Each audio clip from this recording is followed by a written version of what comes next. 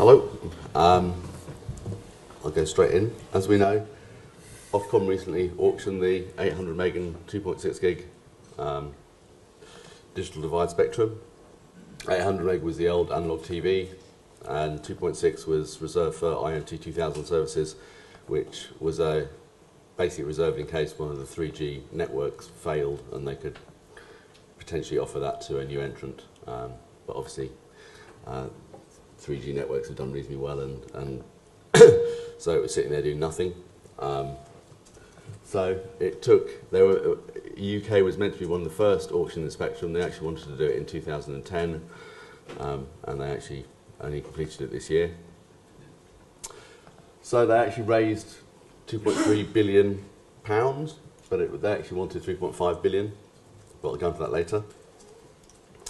And as you can see, everything everywhere got two chunks of 5 megahertz and 800, and 235 megahertz at 2.6 paired spectrum, which they paid £500 million for. Hutchinson got 2 times 5 megahertz and 800, which they paid £250 million for. Niche Spectrum Ventures, which is BT, got 2 chunks of 15 megahertz paired spectrum and 1 chunk of 20 megahertz unpaired, which 186,000. And Telefonica O2 got 2 chunks of 10 megahertz and 2 chunks of 10 in 800 megahertz for £500 million. But they've got to cover 98% of the population by 2017. And then Vodafone got 2 chunks of 10 megahertz and 800, and 2 chunks of 20 megahertz and 2.6, and an unpaired chunk of 25 megahertz and 2.6, and they paid £750 million. MLL Telecom also were in the spectrum bidding, but they didn't actually win, so they got nothing out of it. So if you look what they've actually got, that's much easier to see. There's an odd one in there, UK Broadband, who have got these channel 42 and 43 LTE spectrum. No one is making equipment for that. So they're actually doing a deal with Huawei, who are actually producing dongles and Wi-Fi units already, which will be specifically for UK broadband, and they want to offer a wholesale LTE service in London and throughout the country. But they've actually got a fair chunk of bandwidth there, or spectrum, which is a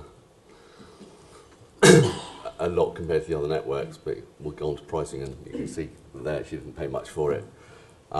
Also, if you look in the Hutchinson 3G area there, they've got a chunk of, actually got 2 chunks of 45 megahertz, which was owned by EE, which they had to give back as one of the license conditions of combining, as the European Competition Commission forced them to do that.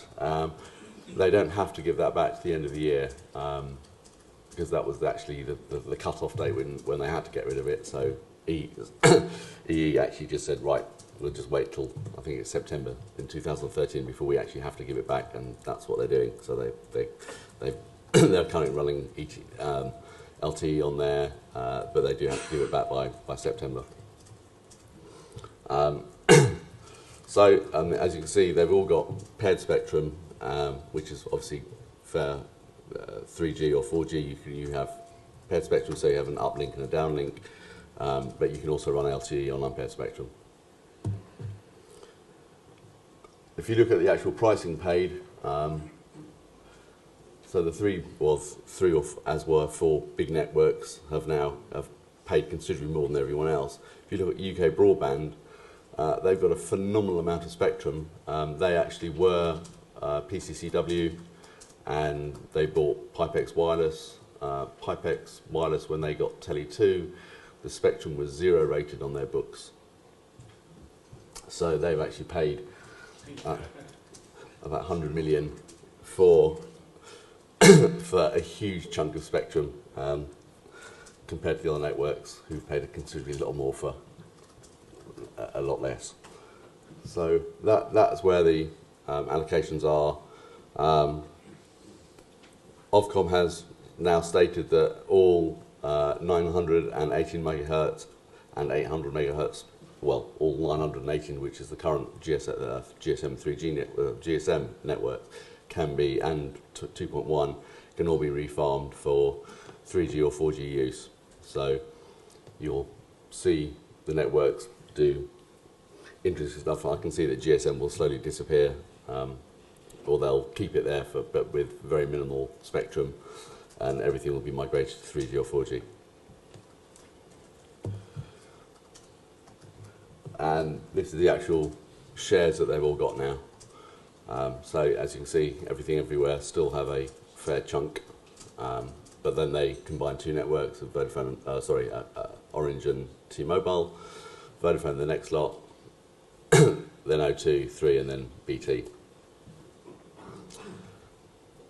And that's pretty much how it's going to stay for the foreseeable future. Although Ofcom will allow spectrum trading at some point on the the complete range of 8, 9, 1.8 and 2.6 gig, but they haven't defined how that's going to work yet. One of the interesting things is the National Audit Office have now decided that they're going to investigate Ofcom because there is a 1.2 billion deficit which the Chancellor had budgeted for. That has now got to come out from somewhere. 1.2 billion is quite a lot of government coffers. And now the actual bidding, it's been released, went up to 5.5 billion, but they basically did the auction like eBay. So the next highest bidder, or the winning bidder for, or the next winning bidder, the bidder that got the higher chunk, only had to pay whatever it was, a couple of 100,000 or million more than the next lowest. So rather than getting the maximum bids, they only got the bids that were appropriate for that chunk, which meant that it was meant to stop people just putting huge bids in and winning the spectrum in one go. But obviously it didn't quite raise as much money as they'd hoped. So now Ofcom is being ordered. Ofcom have said, of course, it's all in the country's best interest and it's fair competition and it's going to allow novel new services out there. But the government is, has a 1.2 billion shortfall. So that could be quite interesting.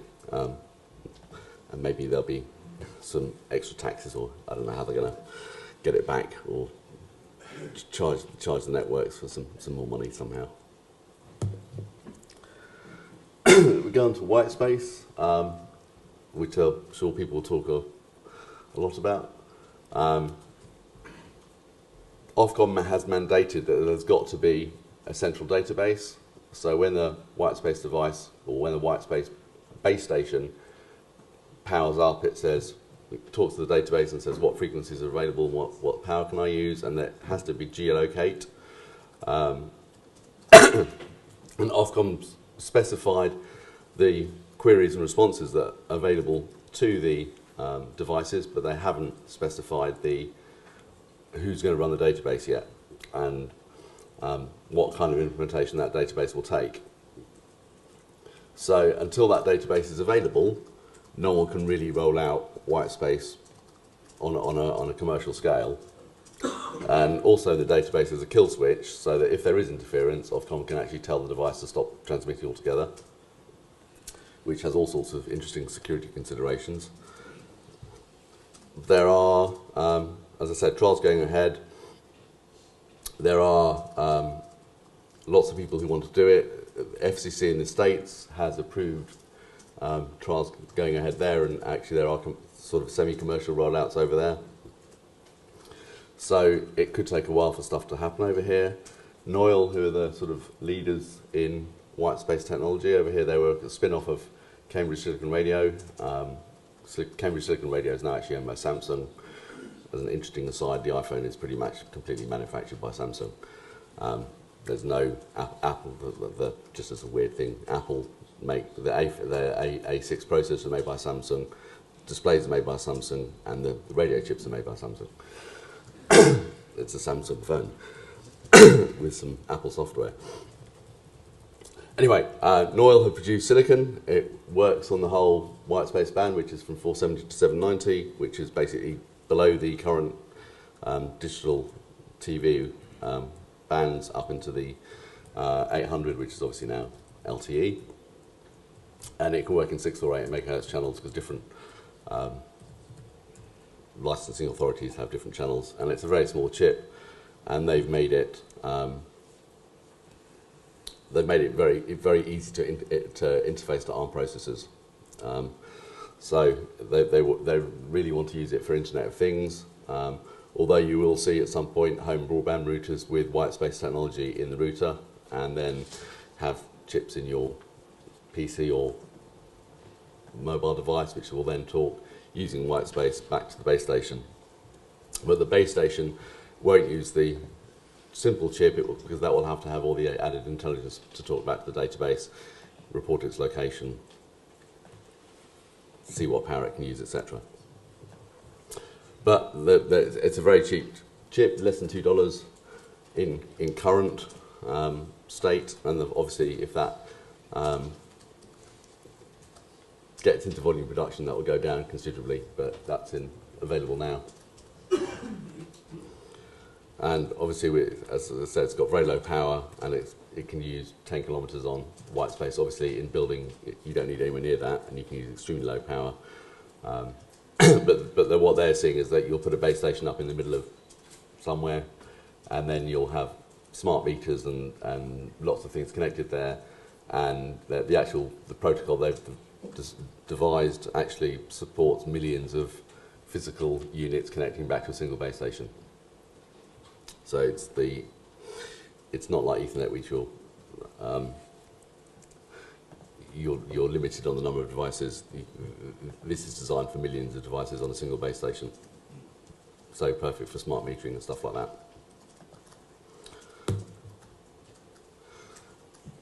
ZigBee, that's been around for a while. IEEE 802.15.4. Interesting technology. It automatically meshes. It's extremely low power, so it's quite like the white space stuff.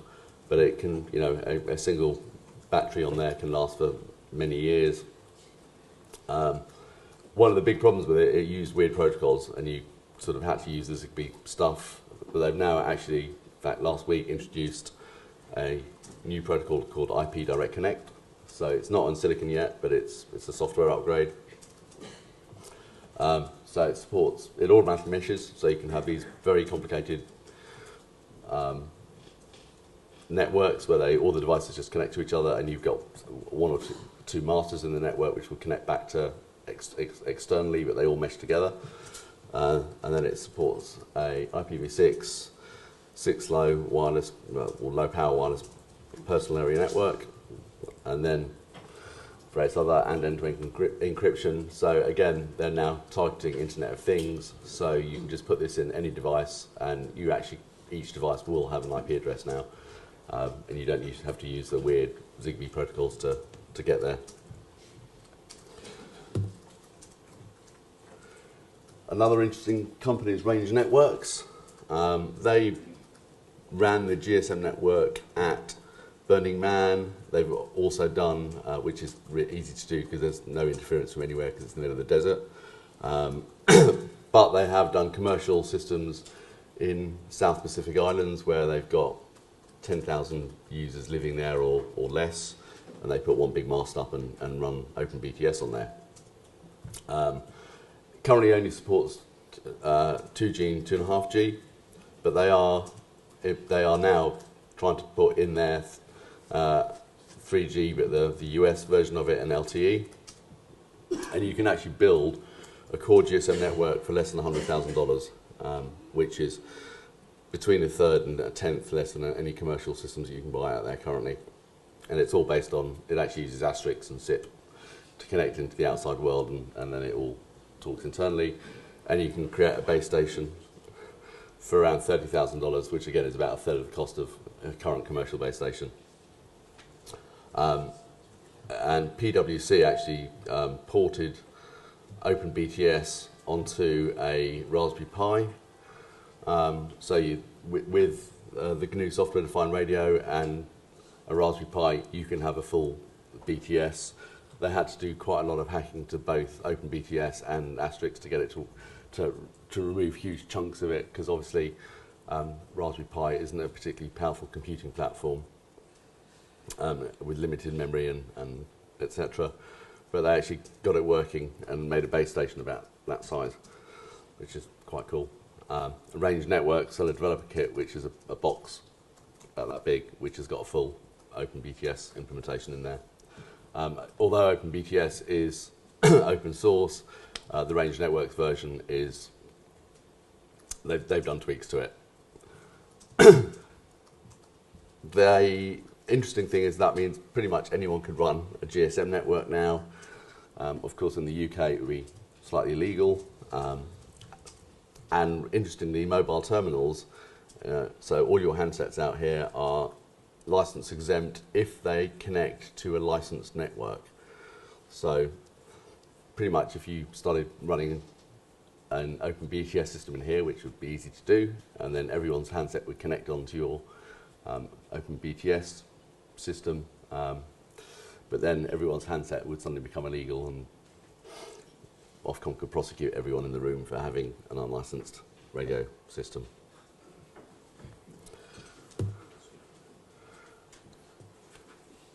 Short-range devices is an Ofcom have mandated that they have to move. So this is things for like car collision detection or parking sensors.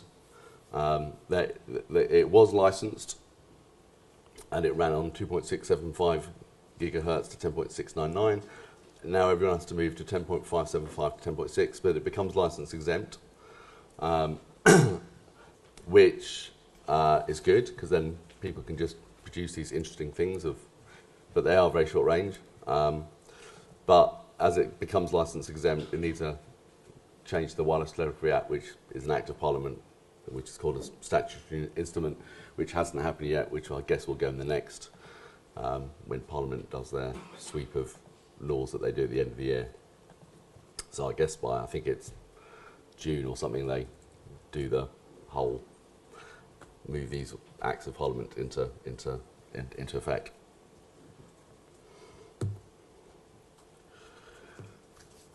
Program making, so this radio mic will operate on channel 38. They did want to move this, but everyone objected heavily. And the frequency range is 606 to 614 megahertz. And the old law said that you couldn't use more than 50 milliwatt, so it's very short range. Now Ofcom have upped the spectrum, or upped the power to 10 watts, which is quite a fairly high level. But it only can work at the first two channels within channel 38, which is 606.7 and 607 megahertz. Interestingly, which we'll go on to the next slide, that's sort of the last band before you get into the DTT arena. So we go there. So Ofcom have made a new DTT multiplex available in 600 megahertz. You can buy it if you want. Make an offer, £180,000, which is actually the 600 megahertz band is 550 to 606 in 8 megahertz channels, which is actually channel 31 to 37. And as you can see, channel 38 is program making special events. The license lasts until 2018, but because of the section below, 2018, all 700 megahertz spectrum is meant to be allocated to wireless broadband. So also the new multiplexes only DVB-T2 and MPEG-4. So currently DTT operates in 700 megahertz and it's DVB-T and MPEG-2. So that means all the boxes have to change, or have to now support DVB-T2 and MPEG-4, which is pretty much a hardware change. And 700 megahertz which is currently available in the US, which Google are petitioning for general use for broadband and stuff like that. But EU spectrum harmonisation means that it must be cleared by 2018. So all TV has to move into 600 megahertz band. That means there's probably going to have to be another digital switch over. And everyone has to retune their boxes or get new boxes. And then also, weirdly, all the LTE interference, which they're worried about at the moment, although they've said that it actually only affects about 0.2% of all households, will become irrelevant because LTE 800 megahertz is now not going to interfere with TV at 600 megahertz. But all boxes will have to be DBVu T2 and MPEG-4. So a lot of current TVs won't support that. So it's another box. And yeah, so the license available now will last until everyone cuts over.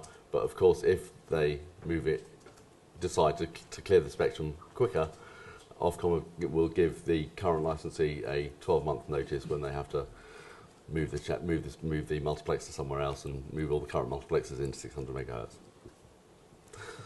Interesting times. If you want to know of all the frequency allocation in the UK, there is a document there. It's a hugely long. It's about 1,000 pages or something. It's phenomenally long, but it does give you every frequency allocation in the UK, including civil and military. But it is a very long and not very exciting document, but it has got frequency maps of anything from pretty much 0 up to multi-gigahertz. So if you want to know what Ofcom are doing, and of course there's a huge amount of military spectrum which the military are trying to clear and will eventually become available for civil use. And thanks very much. Any questions?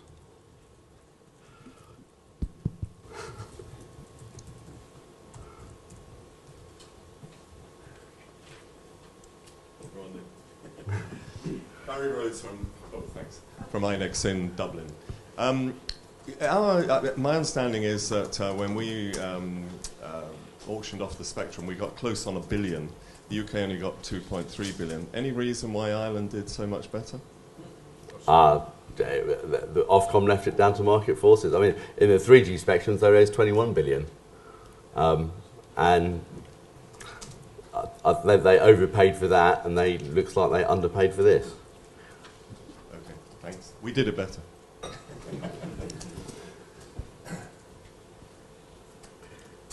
Okay, one more. I haven't got a microphone, but what's the licensing arrangements for the white space that you were discussing? It's license exempt. Is it? But it's license exempt with the mandate that it must connect back to the central database. The base station must connect back to the central database. Currently, there is no central database, and Ofcom haven't said how they're going to do it. They've said they're going to leave it up to market forces, but they obviously have to authorise it, because you can't just say, I'm going to run a database and let people connect back to you. So Ofcom have to run the database, but obviously they're not going to run a database because they don't do that sort of thing. They'll farm it out. Because it has a kill switch in there, there's obviously huge potential security issues, because you could just get the database and just go turn off every white space device in an area or across the country, and so although it's license exempt and it's potentially available now, there is no central database, and you cannot do a commercial rollout without the central database. With the the devices have to geolocate. They can present back what they're listening to, so what frequencies they can hear, and then the central database gives it back what spectrum it's allowed to use and what power levels it's allowed to use, and with the kill switch functionality, so that if there is interference, they can just go kill all white space stuff because you're interfering with TV or whatever. Which leads us very nicely into the talks that come after the break. So we're taking a break. You can go for 20 minutes, be back here by 11:15. Thank you very much, Steve.